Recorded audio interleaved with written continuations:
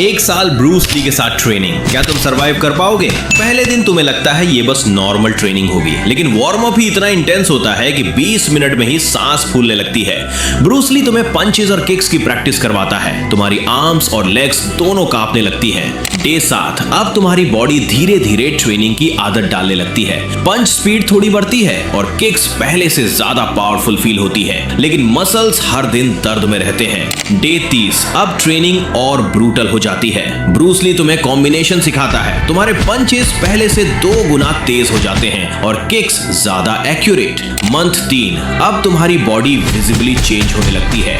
Fat कम, muscles लीन और explosive. Reaction time इतना fast हो जाता है कि पंचेस और किक्स पहले से प्रिडिक्ट करने लगते हो। मंथ 6, अब ट्रेनिंग सिर्फ बॉडी की नहीं, माइंड की भी होती है। ब्रूस ली तुम्हें डिसिप्लिन और कंट्रोल सिखाता है, तुम्हारा फोकस, बैलेंस और कॉन्फिडेंस नेक्स्ट लेवल पर पहुंच जाता है।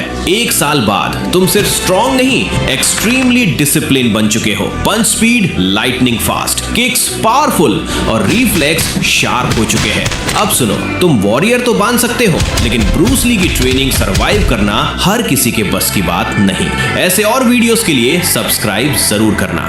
अगर सिर्फ 5 सेकंड के लिए ऑक्सीजन गायब हो जाए तो क्या होगा?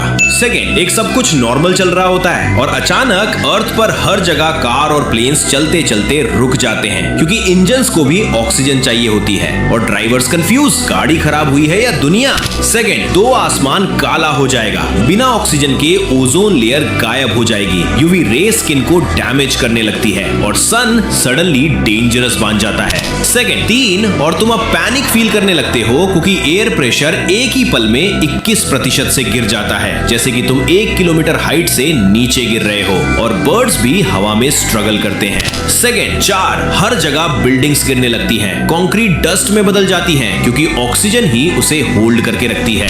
सेकंड 5, अब तुम्हारे नीचे धरती टूटने लगती है क्योंकि लगभग 50% अर्थ क्रस्ट ऑक्सीजन ही है, इसके बिना ये सब कोलैप्स हो जाएगा।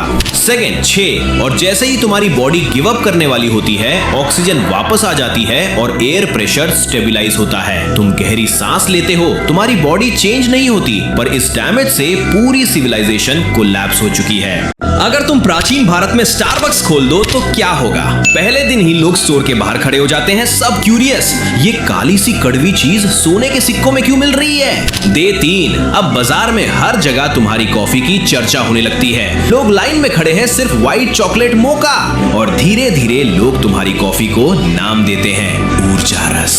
डे 7, एक राजकुमार आता है, तुम उसका नाम कप पे लिखने की कोशिश करते हो, राजकुमार चंद्रगुप्त, लेकिन आदत से मजबूर कप पे लिख देते हो चंदू, और तब तुम रियलाइज करते हो मॉडर्न स्टारबक्स की नेम स्पेलिंग मिस्टेक वाली हैबिट एंशिएंट इंडिया में लास्ट मिस्टेक भी हो सकती है। डे 10, अब तुम वाईफाई पासवर्ड लिख देते हो बोर्ड पे और सब लोग कंफ्यूज, ये वाईफाई कौन सी नई जदीबूती है? तुम समझाने की कोशिश करते हो, लेकिन रियलाइज करते हो इंटरनेट अभी इन्वेंट ही नहीं हुआ। डे 14, तुम्हें राजा के दरबार में बुलाया जाता है, तुम राजा के लिए बनाते हो रॉयल ग्रैंड लाते। राजा एक सिप लेता है और बोलता है, कड़वा है, लेकिन इससे पीने के बाद नींद भाग गई। और उस दिन स्टारबक्स प्राचीन भारत का सबसे अजीब लेकिन नींद भगाने के लिए सबसे पॉपुलर ड्रिंक बन जाता है।